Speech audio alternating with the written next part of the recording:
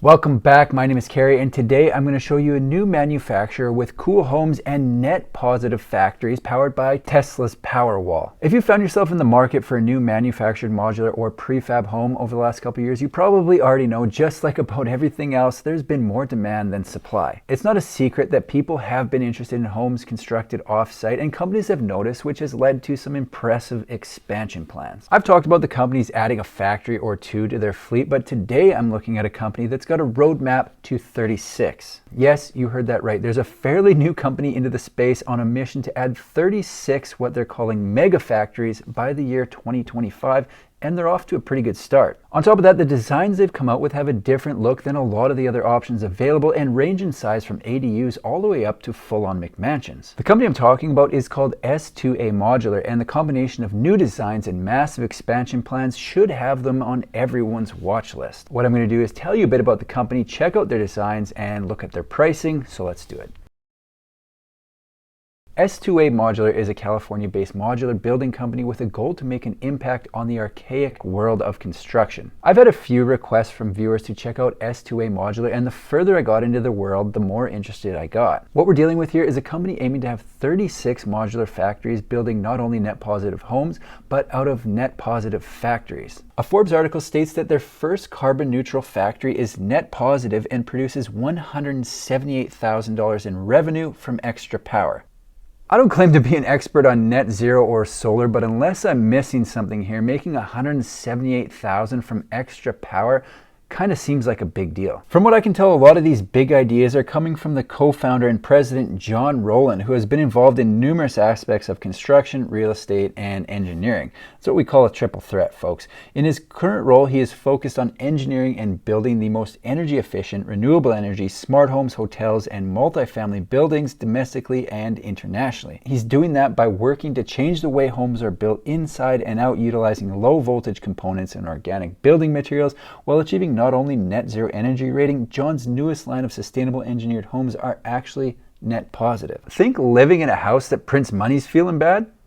I doubt it, but I don't actually know for sure because I'm still paying for electricity like a sucker. So the big question then becomes, why am I buying electricity while they're selling it? And without looking too close at the spread between John and I's IQs, simply put, I don't have any solar panels. S2A Modular believes in producing clean energy combined with less reliance on the power grid and municipalities. They say we build world-class luxurious structures exclusively around Tesla's Powerwall paired with free volt PV graph solar technology to provide our customers with globe-leading electrical self-sufficiency. None of that really matters if people can't get their houses, so let's look at how they're going to scale up production.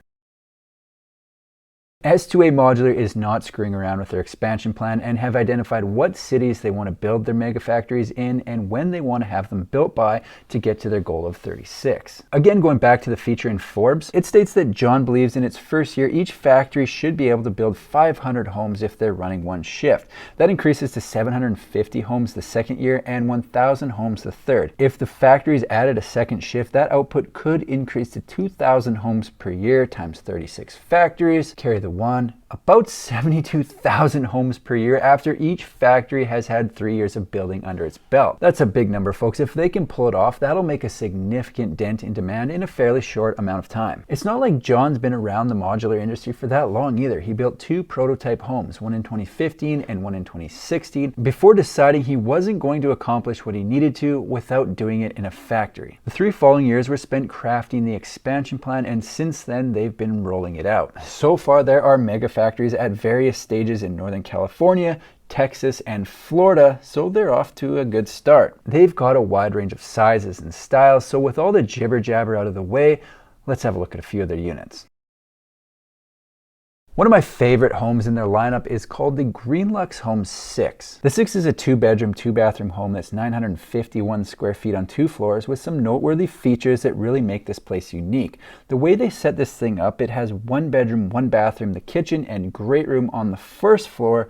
Then upstairs, they've got the second bedroom with an ensuite, and the front half of the home is open to the living room below. I don't know about you, but I haven't seen many 951 square foot homes with a 2-story great room or the same level of curb appeal. Before anyone comes at me feathers ruffled about using renderings, you have to understand that in order for me to report on the very latest offerings available, sometimes I do have to use renderings because the homes haven't been built yet, and if I wait until they're built, it's no longer the latest information. And besides, S2A's renderings might be the most realistic I've seen from any company in the space. Tip of the cap to whoever did these. My favorite thing about the green Luxe 6 is what it's packing into a fairly small space. This has to be the biggest small home I've ever seen. From the great room to the entrance, you're getting features you just don't usually see on anything under 1,000 square feet for no other reason than nobody's taken the time to do it. Until now.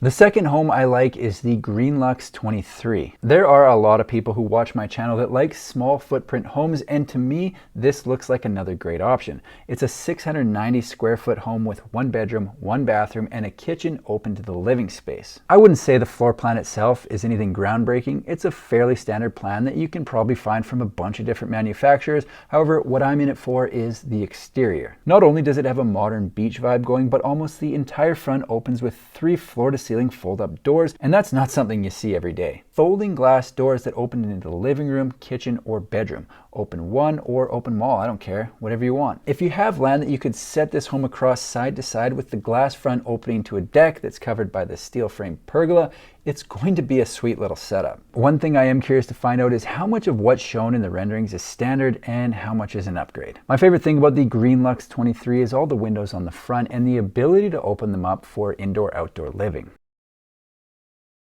S2A Modular has a lot of great designs, but the final one I want to show you today is the Green Luxe Model 30 because I can confirm it's not like anything else I've ever seen. This is a 3-bedroom, 2-bathroom home that has a total floor space of 2,406 square feet on 2 floors. What I find really cool about Model 30 is how the main bedroom pretty much has its own section of the house, which includes an ensuite and walk-in closet. On top of that, this place has 2 rooftop decks and an exterior that I think looks really cool. It's definitely not your traditional modular exterior. On the main floor, it's got a great room, the kitchen, laundry room, 2 bedrooms, and a bathroom, so the entire rest of the house is pretty much separate from the main bedroom.